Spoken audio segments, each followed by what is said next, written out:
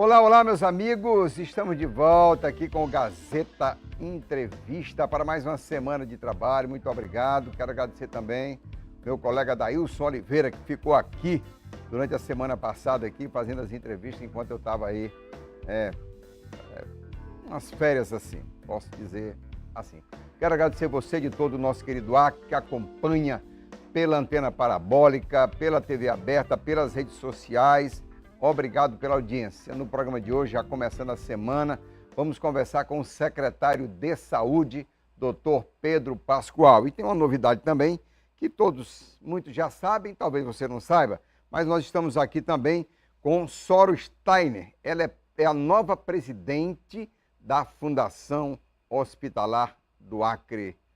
Doutora Soren. É porque tem um dinamarquês chamado Soren Kierkegaard, né? E aí é Soren. Tá pertinho, né? Tá pertinho.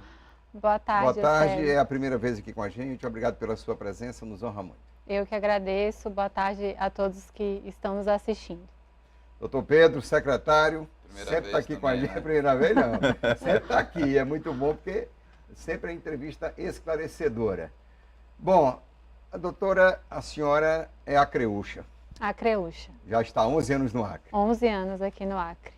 Falando maninha já, tomando tacacá já. Então tá bom. Bem familiarizada. A senhora também não é nenhuma novata no serviço público, não é? Já exerceu várias funções. Isso. Eu sou servidora, né, da Secretaria de Estado de Saúde. Iniciei na assistência, né, como todo bom servidor. E em 2021 fui convidada a assumir a gerência assistencial do Centro Especializado em Reabilitação. Logo que o Dr. Pedro assumiu, ele me convidou para assumir a coordenação da rede de cuidados à pessoa com deficiência e, posteriormente, me convidou para assumir a diretoria de regulação, né? Bons desafios.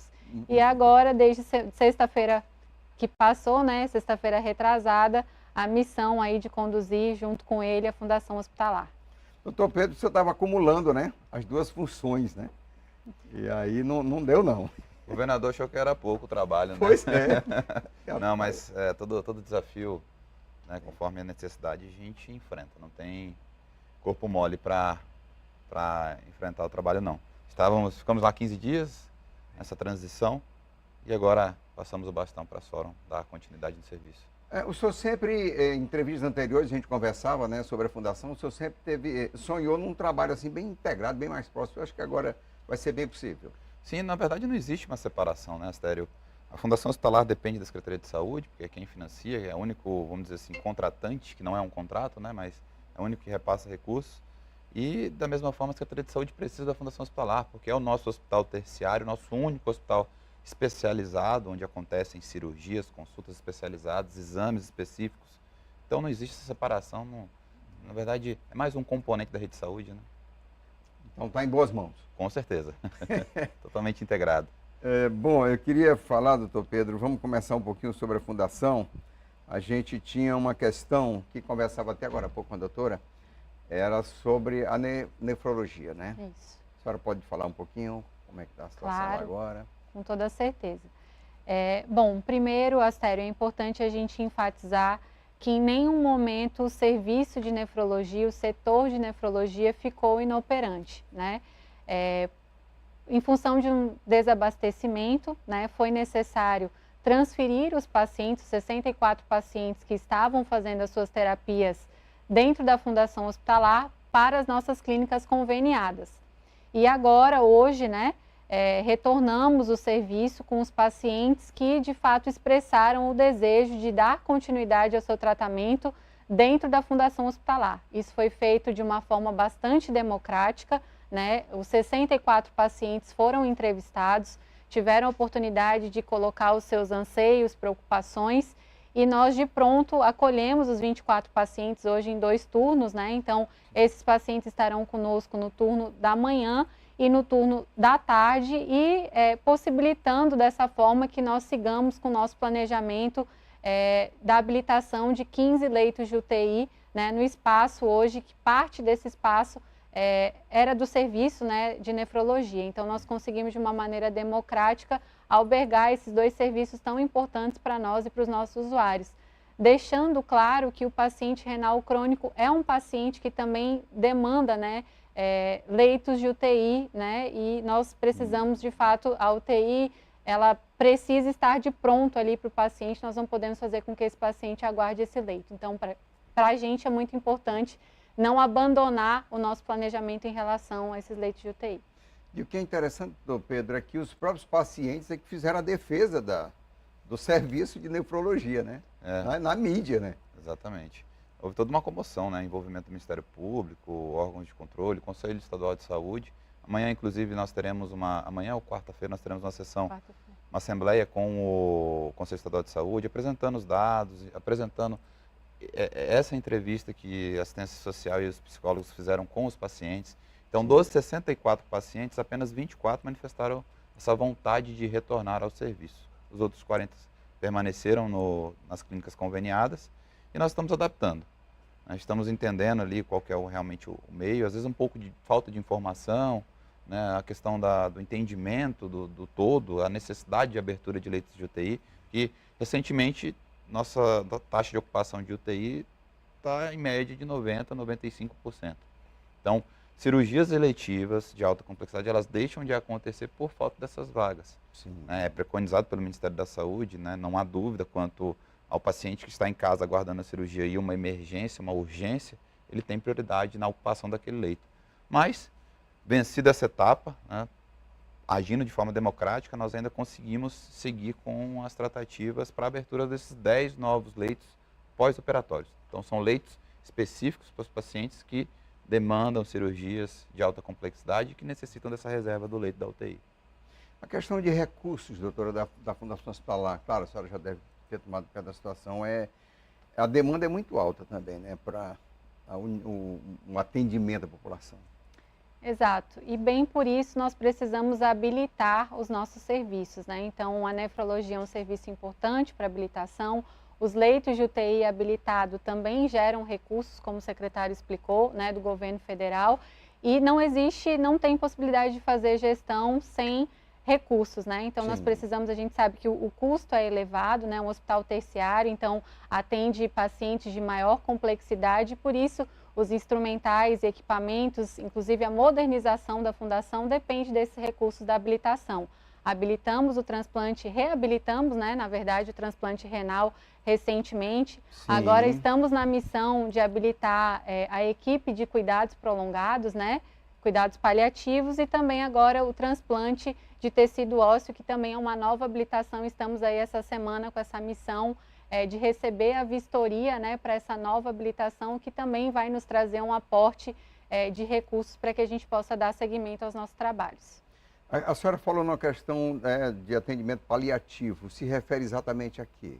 A equipe de cuidados paliativos, cuidados prolongados, né? Sim, mas para um tipo de doença? São aqueles pacientes que necessitam de cuidados de fim de vida, Sim, né? Pacientes que não exatamente. têm prognóstico de cura, mas que merecem, no fim da vida, né, receber um atendimento mais humanizado, né, diminuindo a questão de dor e sofrimento para esse paciente. Então, existe toda uma política, né, dos cuidados paliativos, uma equipe especializada para esse cuidado de fim de vida que o nosso paciente do NACOM necessita, né, o nosso paciente do Hospital do Idoso também necessita. Então, é uma das nossas missões habilitar essa equipe e poder investir mais nesse serviço.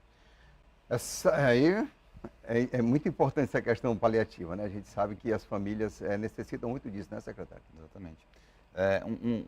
Até para deixar mais claro para a população, nós sabemos que nós temos pacientes oncológicos que já não há mais o que ser feito, digamos, de forma de tratamento, não há mais por que expor o paciente. É onde, eu costumo dizer que é onde Deus pode agir. Exatamente. É onde a ciência para e o milagre acontece. Mas são pacientes que necessitam de um suporte avançado, Exatamente. de uma atenção, de uma cuidado, internação. De todo E necessariamente não precisam estar dentro de uma UTI.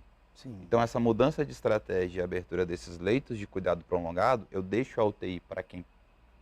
eu não posso nem usar o termo precisa, né? Mas para quem tem uma uma maior necessidade e esses leitos eles ficam especializados para esses pacientes, na qual a terapia, toda a questão de medicações, tratamentos, enfim, já foram ofertadas e aquele paciente, de fato, ele precisa fazer uma passagem de forma tranquila, sem dor, sem sofrimento, e aqui aqueles leitos eles vão ficar especializados para aquela finalidade. Esse atendimento, ele chega a ser doméstico também? Paliativo?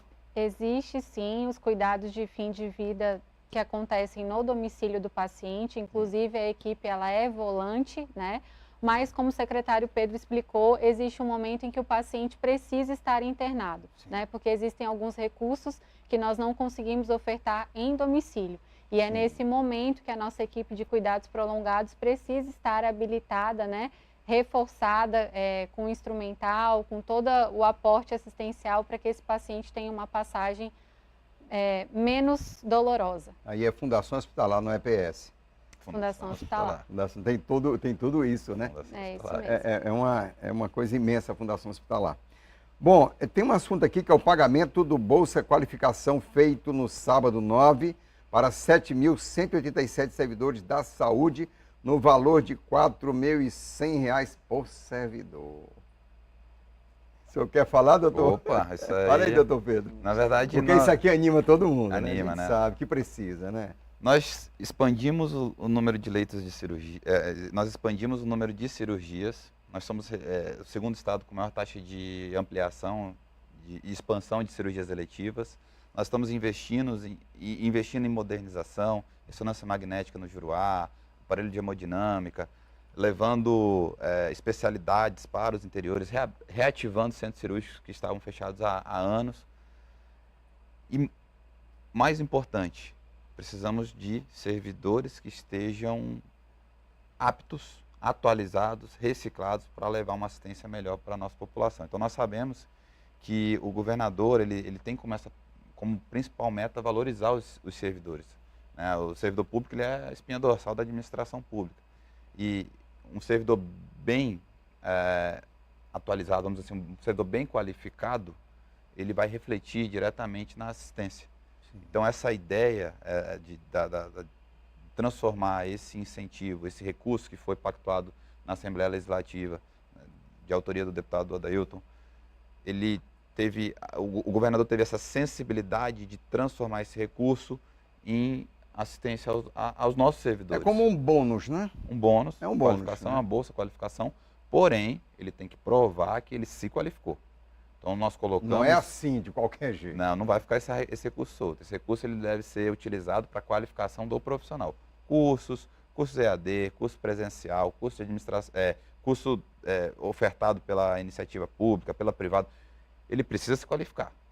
Se é um enfermeiro, ele precisa ter um curso de formação na área da enfermagem. Se é um farmacêutico, ele precisa ter aquele curso voltado, técnicos de radiologia, equipe do SAMU, condutor de ambulância, enfim. Ele precisa se capacitar na sua área fim. E ele tem um ano, um período de 12 meses, para apresentar o certificado no setor de recursos humanos, para justificar a aplicação desse recurso. Eu vou fazer uma pergunta interessante que me veio agora à mente.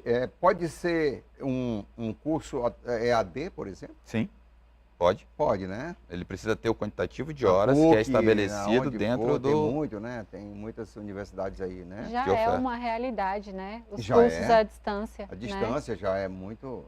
Exatamente. Eu vi uma pessoa, inclusive, criticando sobre curso à distância e a gente vai pesquisar Harvard, Columbia... Todo mundo faz curso à distância, no mundo todo, né? A pandemia, ela virou um pouco a nossa chave. Né? O ex-presidente Obama disse que não depende da universidade, depende da pessoa. Se ela quiser se qualificar, ela vai alcançar. Mas, doutora, a senhora está chegando na Fundação Hospitalar e tem uma nova UTI para ser inaugurada já? Graças Mais a Deus. Uma, né, doutor? Até final de novembro, nós pretendemos fazer a entrega dessa UTI com 10 leitos pós-operatórios. Reforçando a fala do secretário, hoje a CESACRE, né, tem o programa Opera Acre, que realiza cirurgias de menor complexidade, né, dos pacientes no município, e a Fundação Hospitalar fica com a missão de operar esses casos de maior complexidade, que demandam de fato esses leitos de UTI de retaguarda.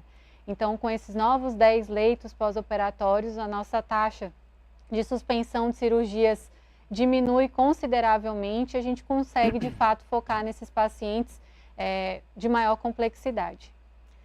Bom, tem um outro assunto aqui, que é habilitação para transplante de tecido ósseo e a vistoria técnica do Ministério da Saúde será feita amanhã. Amanhã. Dia isso. 12. Exatamente. Fale um pouquinho, por favor, disso. Exato, foi como eu falei para o senhor anteriormente, né? A Fundação Hospitalar é o único hospital transplantador do estado.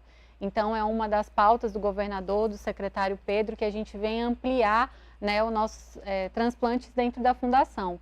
Então, nós já estamos pleiteando, né, essa habilitação. Amanhã nós teremos uma vistoria, a última vistoria, para que nós consigamos, de fato, habilitar e fazer com que esse paciente realize o seu transplante dentro de casa, né? Não precise mais sair do estado do Acre para fazer esse transplante fora. A gente sabe que a rede de apoio é fundamental, são pacientes que ficam, né, por um tempo hospitalizados, então se tiver mais próximo da sua casa, com certeza a recuperação ela é muito melhor. O Acre já chegou a fazer transplante de fígado, né? Como é que tá? A senhora tem? Continuamos executando os transplantes de fígado. O Acre está fazendo? Fígado, córnea. Vamos, aqui, se Deus quiser, fazer o nosso transplante, primeiro transplante renal, né, secretária? A nossa luta agora... De córnea, a fila foi zerada, me parece, né? Já várias vezes, bastante, né? Fígado também, né? A gente tem aí vários pacientes transplantados, né? Casos de sucesso. E agora a nossa missão é transplantar o nosso primeiro paciente renal e habilitar o nosso novo transplante aí ósseo nos próximos dias. Nós vamos para o intervalo comercial, volta daqui a pouco. Você ia falar alguma coisa? Eu ia falar só, Fica na verdade, eu não posso deixar passar batido o agradecimento ao Coronel Gaia, secretário de Segurança Pública, porque recentemente fizemos uma captação de um fígado em Rondônia. Quem disponibilizou a aeronave para fazer a coleta desse fígado, desse órgão, foi o Coronel Gaia e a equipe da Sejusp, né, da Segurança Pública. Trouxemos para Rio Branco, ele disponibilizou o helicóptero para fazer o translado para que esse fígado chegasse em tempo hábil para o transplante do receptor. Então, existe toda uma rede, né, de apoio para fazer acontecer. Tem um filme na Netflix, não lembro o nome agora, mas conta exatamente a história de um transplante de fígado de uma menininha que morava numa região que tinha muita neve e foi exatamente quando surgiu o fígado para fazer o transplante. Não tinha como pousar o helicóptero, a população foi para a rua, limpou a neve, é muito emocionante, né? Nós também temos tem uma esses história, casos, né? Tem uma história, não tem? Peculiaridades correndo também contra aqui, o tempo, né? Para chegar no momento certo. Exato, isso mesmo. Histórias de vida. A gente vai fazer um intervalo e volta já.